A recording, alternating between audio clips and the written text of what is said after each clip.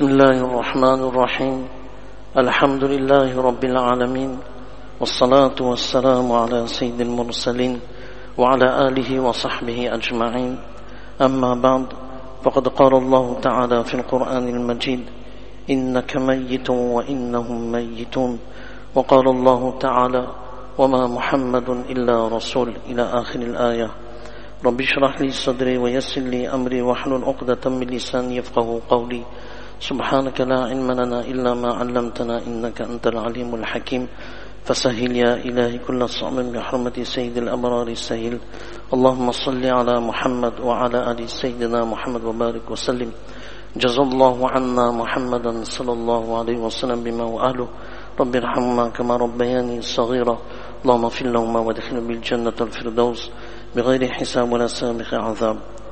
Toutes les louanges appartiennent à Allah subhanahu wa ta'ala, le tout clément, le très miséricordieux, celui qui nous a permis de nous réunir pour faire un rappel sur cet événement très douloureux du départ de Rasulullah sallallahu alayhi wa sallam.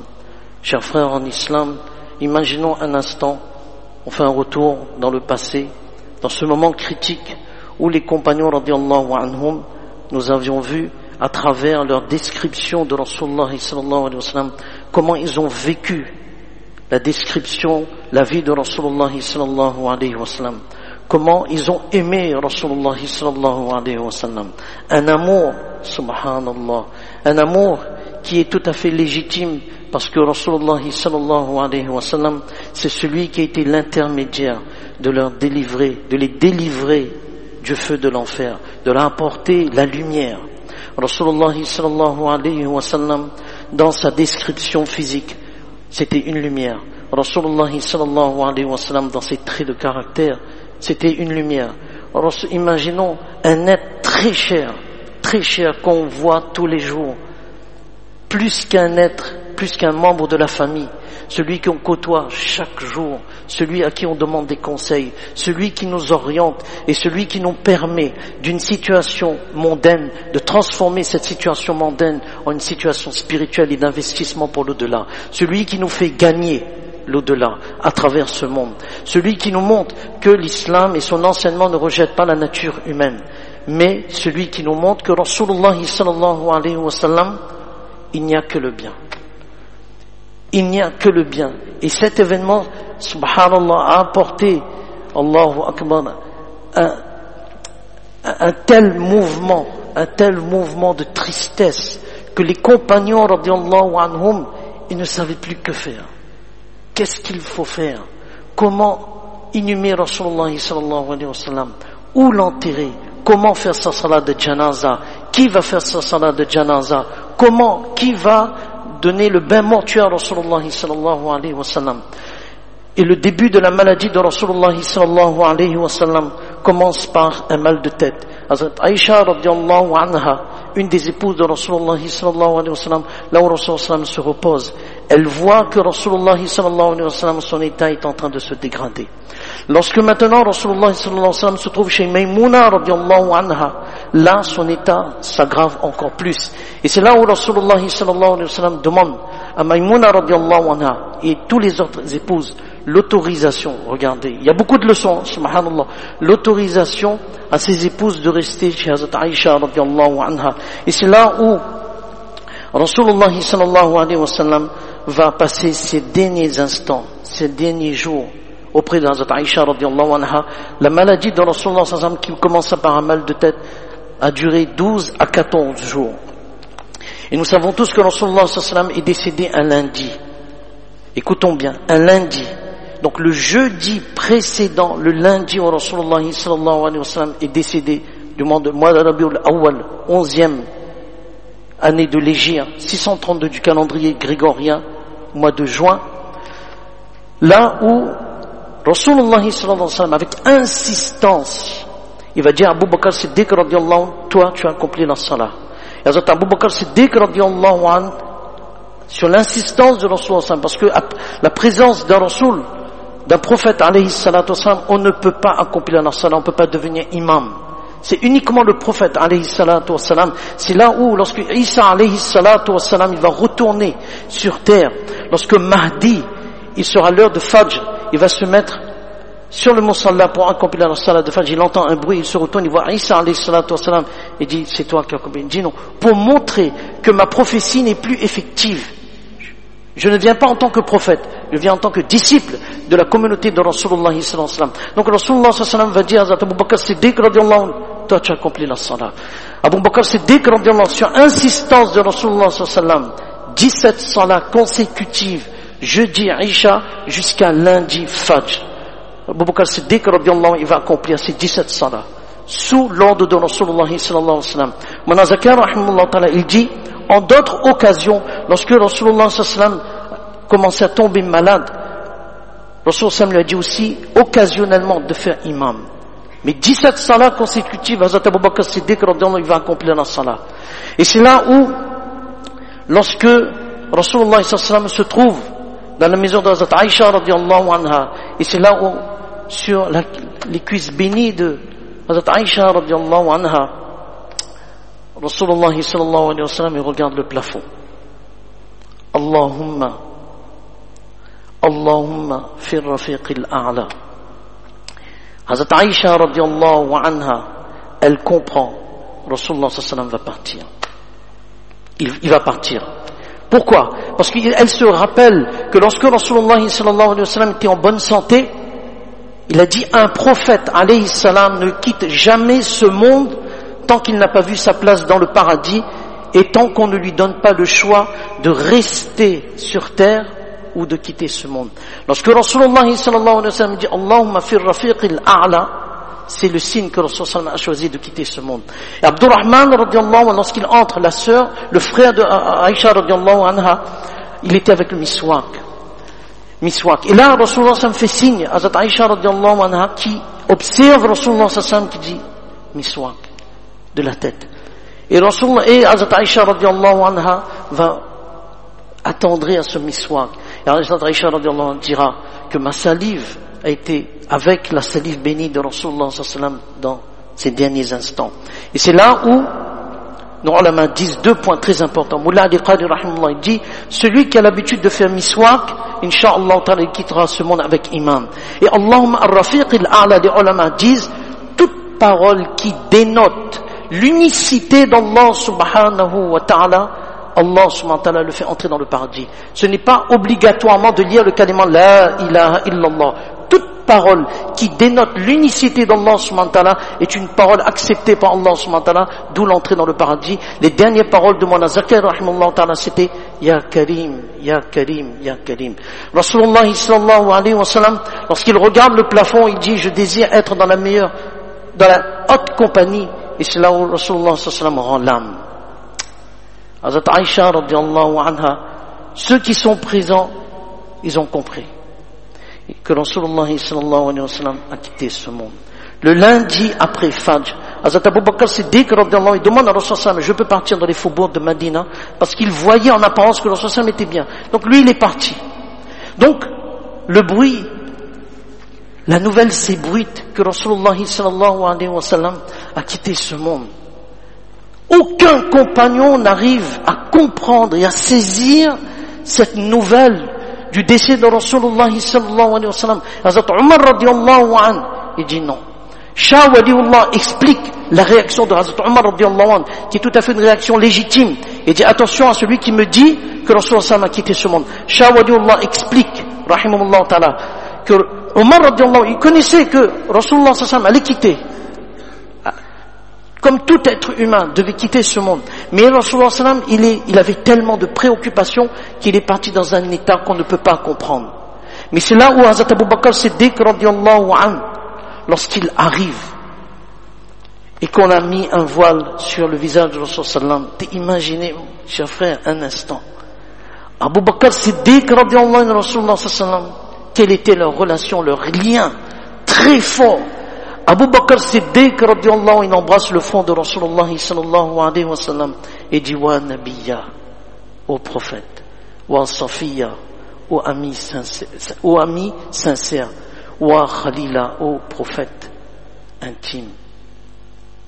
Abu Bakr Siddiq radiyallahu anhu, il va répéter ces phrases et il va dire innaka mayyitun wa innahum mayyitun, certes tu connaîtras la mort et eux aussi connaîtront la mort. Hazrat Abu Bakr Siddiq radiyallahu anhu, lorsqu'il voit, il a compris que les Sahaba radiyallahu anhum ne peuvent plus attendre. Quelle est cette nouvelle réelle et authentique? Abu Bakr Siddiq radiyallahu anhu, c'est là où il va vers la masjid, il n'arrive plus à marcher, il titube, on croit qu'il va tomber, parce que le Rasulullah sallallahu alayhi wa sallam a quitté ce monde. Allah, Habibuna, comment je vais leur annoncer la nouvelle? Comment je vais leur dire? Et c'est là où, lorsqu'il quitte la pièce, il y a une odeur, subhanallah, agréable qui s'émane. Une telle émanation qu'ils n'ont jamais senti. Le corps béni de Rasulullah sallallahu alayhi wa sallam. Hazrat Ali radiyallahu anhu dira, tu as embaumé l'air quand tu étais vivant et tu embaumes l'air quand tu es décédé. Abu Bakr Siddiq radiyallahu anhu va réciter ces fameux versets, wa ma Muhammadun illa Rasul. Rasulullah sallallahu alayhi wa sallam n'est qu'un prophète. Wa ma Muhammadun illa Rasul qad khalat min qablihi ar-rusul afa in mata aw qutila inqalabtum ala a'qabikum. Il n'est qu'un prophète. Et les autres prophètes l'ont précédé. Quoi? S'il décède ou s'il est tué, allez-vous retourner de vos talons? Vous allez quitter l'islam? Non. Et c'est là où Hazrat Omar radiyallahu anhu dit, c'est comme si mes jambes, nous connaissons Omar radiyallahu anhu, sa force, c'est comme si mes jambes ne pouvaient plus me supporter. J'allais tomber. Et c'est comme si c'était, pour la première fois, ces versets étaient révélés. Et les Sahaba radiyallahu anhu commençaient. Wa ma Muhammadun la. Là, ils ont compris que Rasulullah sallallahu alayhi wa sallam a quitté ce monde. Nous sommes un lundi, vers midi. Et lorsqu'un prophète, alayhi salatu wa salam, il décède, là où il est décédé, c'est là qu'on va l'inhumer et on va creuser.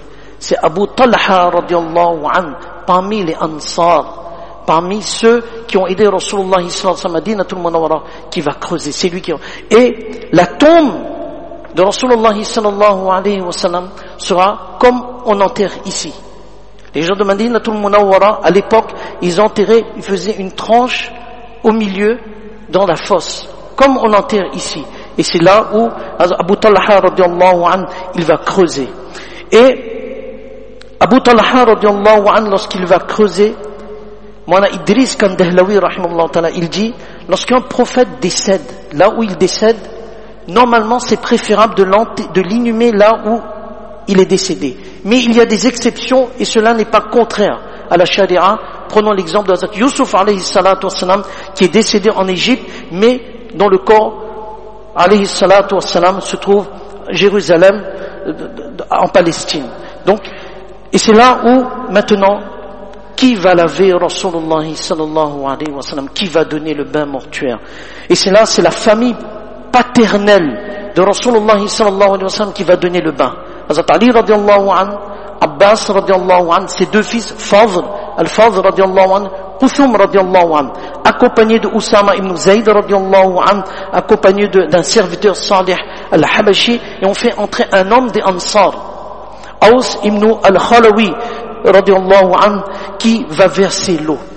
Et là, ils entendent dans la pièce, La tujarridu Rasulullah sallallahu alayhi wa sallam waghsiluhu kama huwa fi qamisihi. Ils entendent dans la pièce une voix qui leur dit, on ne déshabille pas Rasulullah sallallahu alayhi wa sallam, on va laver avec ses vêtements. Hazrat Ali radiyallahu anhu va mettre comme un genre de tissu, il va passer sous la tunique de Rasulullah sallallahu alayhi wa sallam, et Fadl radiyallahu anhu, il va tenir la tunique de Rasulullah sallallahu alayhi wa sallam, et c'est Aus ibn Khawadi radiyallahu anhu qui va verser l'eau sur Rasulullah sallallahu alayhi wa sallam. Lorsque le bain est terminé, maintenant on va envelopper Rasulullah sallallahu alayhi wa sallam, selon une narration, dans un linceul constitué de 3 pièces yéménites blanches en coton. Et c'est là où on va enlever maintenant la tunique de Rasulullah sallallahu alayhi wa sallam, on va l'envelopper dans ce linceul. Et c'est lorsque on a terminé de creuser, on a fini de laver le corps béni de Rasulullah sallallahu alayhi wa sallam, n'oublions pas, nous sommes le lundi. Tout se déroule le lundi même, tout. On creuse, on lave le corps béni de Rasulullah sallallahu alayhi wa sallam. Maintenant, comment faire la salat janaza de Rasulullah sallallahu alayhi wa sallam? Il y a un ordre bien précis. Avant même le décès de Rasulullah sallallahu alayhi wa sallam, il avait déjà donné les recommandations comment laver. et qui va accomplir la salat de janaza. Il faut savoir que la particularité de la salat de janaza pour Rasulullah sallallahu alayhi wa sallam, il n'y a pas de imam. Il n'y a pas de imam. Il était imam vivant et il est imam défunt. Lorsqu'il donne à Abu Bakr Siddiq, c'est sous son ordre. Mais sinon, ça c'est lui le imam. En premier, il y a 3 groupes. Les anges, alayhimus salatu wassalam. Ensuite, la famille de Rasulullah sallallahu alayhi wa sallam parmi les hommes. Les autres compagnons, radiyallahu anhum. Ensuite, les femmes. Et ensuite, les enfants. Et ensuite, les serviteurs. Alors, qui parmi les anges va accomplir en premier? Et ça, c'est sous inspiration d'Allah subhanahu wa ta'ala, on libère la pièce. Alors, imaginons un instant. Ibn Dahiyya, rahimahullah ta'ala, il dit 30 000 personnes. 30 000 personnes ont accompli la salat de janaza de Rasul sallam individuellement. Aucune congrégation. Individuellement, un groupe entre, chacun individuellement, pris sur Rasul sallam. Et on sort 30 000 personnes. C'est pour cela ça a continué jusqu'à mardi soir. Tout cela se déroule jusqu'à mardi soir et c'est là où on enterre Rasulullah sallallahu alayhi wa sallam après Maghrib. On est dans la journée de mercredi en islam. Comment on fait la salat de janaza? Allahu Akbar. On lit les prières et les salutations sur Rasulullah sallallahu alayhi wa sallam et on fait des supplications. Le premier qui va accomplir la salat de janaza, Hazrat Jibril alayhi salatu wassalam, c'était l'ami intime, pour montrer que la révélation s'est terminée. Mikaïl alayhi salatu wassalam, qui est chargé de répartir la nourriture pour Rasulullah sallam, c'est terminé. Ensuite, Israfil alayhi salatu wassalam, celui qui est chargé de souffler dans la trompe le jour de la résurrection. Ensuite, maintenant, imaginez l'état, on ne peut pas dire l'état d'esprit, je ne sais pas comment il faut dire, mais Malakul Maut, l'ange de la mort. Celui qui a pris l'âme de Rasulullah sallallahu alayhi wa sallam, il vient prier sur Rasulullah sallallahu alayhi wa sallam, je ne sais pas son état, Inch'Allah, il faudra demander à Allah subhanahu wa ta'ala le jour de la résurrection, et ses assistants. Et ensuite, tous les anges, imaginons combien d'anges il y a, tous les anges, et ensuite, la famille de Rasulullah sallallahu alayhi wa sallam, ils vont accomplir la salat de janaza de Rasulullah sallallahu alayhi wa sallam et on souligne en 1000 traits Abu Bakr Siddiq radiallahu anhu et Omar radiallahu anhu et Othman radiallahu anhu, ils étaient présents pour la salat de janaza. C'est important de le souligner. C'est important de le souligner.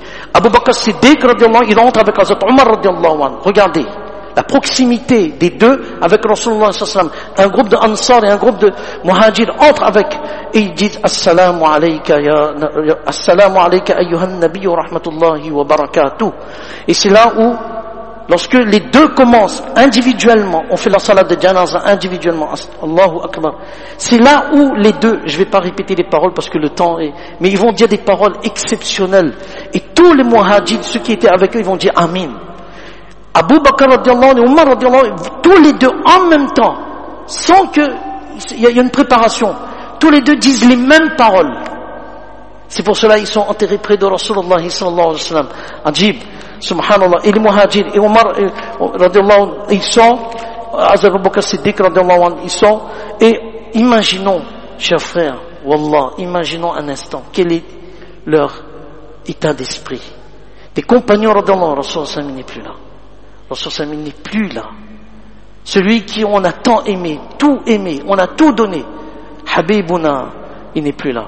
Et ensuite, c'est là où les femmes vont entrer maintenant. Là, parce que c'est une petite pièce, les femmes vont entrer.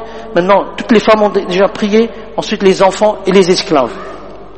Et c'est là où, subhanallah, lorsque, au petit matin, maintenant on a enterré Rasulullah sallallahu mardi soir. Donc imaginez lorsqu'on lance une poignée de terre, Allahu Akbar. Quand on perd un proche, quand on perd un père, une mère, quel est ce sentiment? Quelle est cette force d'émotion? Comment les Sahaba radiallahu anhu, ils ont dit, lorsqu'on a envoyé, Anas radiallahu anhu dit, lorsqu'on a envoyé la terre, je ne me reconnaissais plus. Qui j'étais? Il y avait comme quelque chose, comme on a dit, lorsque le Rasul est venu, la ville a été illuminée. Mais lorsque le Rasul sallam est parti, c'est comme si il n'y avait plus rien, il n'y avait plus de lumière. Et c'est là où les compagnons radiyallahu anhum pleurent, mais pleurent selon la charia. Et au petit matin, Allahu Akbar, le plus dur, c'est pour le muazzin.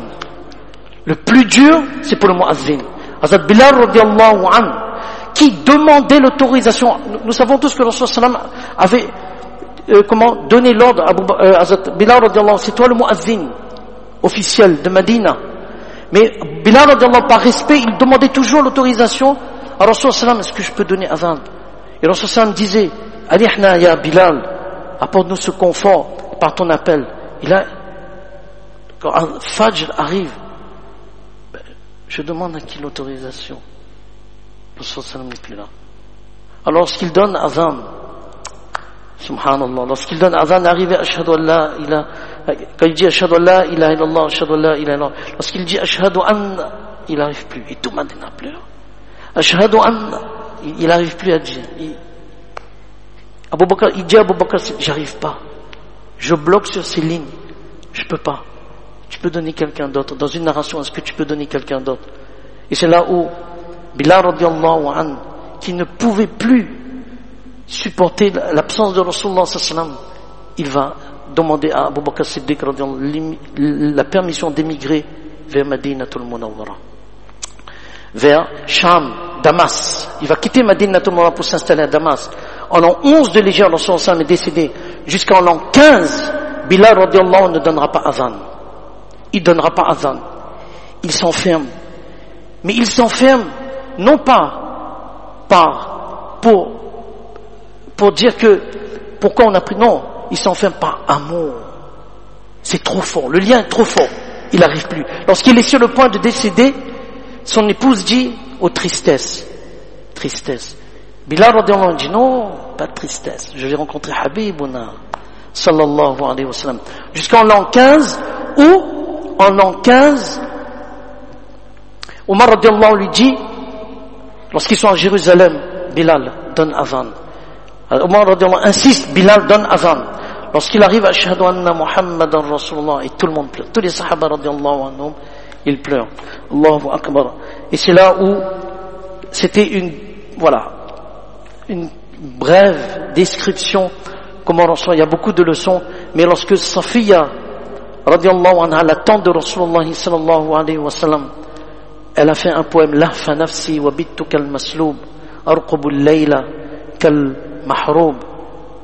Je passe, elle dit, j'arrive pas à comprendre mon âme, parce que Rasulullah sallallahu alayhi wa sallam est décédé, et c'est comme si on m'a tout pris, je suis démuni.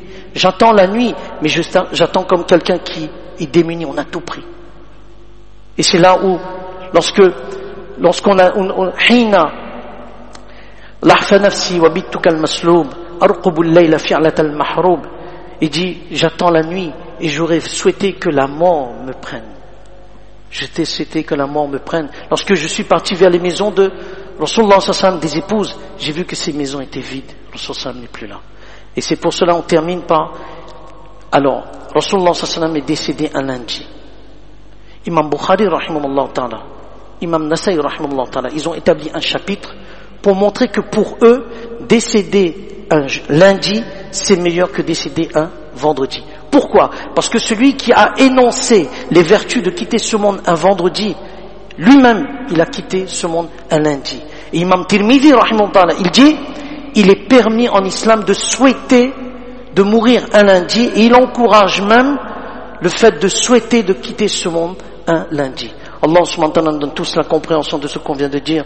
Allah subhanahu wa ta'ala fasse que cet événement qui s'est passé, au-delà de cet événement, de cet amour qu'on doit avoir pour Rasulullah sallallahu alayhi wa sallam, qu'il nous a appelés mes frères, pas mes compagnons. Les compagnons de l'Adam disent, nous ne sommes pas tes frères, non, vous êtes mes compagnons, mais mes frères, ce sont ceux qui viendront après à moi. Donc, à nous de cultiver l'amour de Rasulullah sallallahu alayhi wa sallam, sa sunna, de l'imiter, parce que le jour de la résurrection, il va nous reconnaître à travers nos actions, la sunna qu'on a mis en pratique, incha'Allah ta'ala. Fajazakumullah khairan sanat jaza. On va lire une fois, Jazallahu anna Muhammadan sallallahu alayhi wa sallam.